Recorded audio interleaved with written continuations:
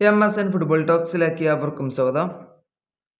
MLS-ൽ ഇന്ന് നടന്ന മത്സരത്തിൽ ഇന്റർ മിയാമി ഇന്ന് സിൻസിനാറ്റിക്ക് എതിരെ കളിച്ചിരുന്നു.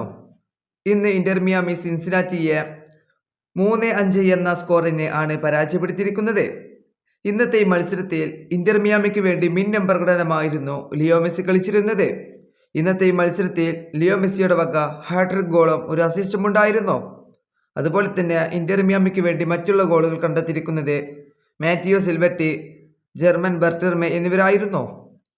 ഇന്നത്തെ ഈ മത്സരത്തിൽ ഇന്റർ മിയാമി ആധിപത്യം സൃഷ്ടിച്ച ഒരു മത്സരം തന്നെയായിരുന്നു. അതുപോലെ തന്നെ ഇന്നത്തെ ഈ മത്സരത്തിലെ വിജയത്തോടു കൂടി ഇപ്പോൾ ഇന്റർ മിയാമി MLS ടേബിളിലെ 2ാം സ്ഥാനത്തേക്ക് കയറിയിരിക്കുകയാണ്. അതും 13 മത്സരങ്ങളിൽ നിന്ന് 25 പോയിന്റ് നേടിക്കൊണ്ട്.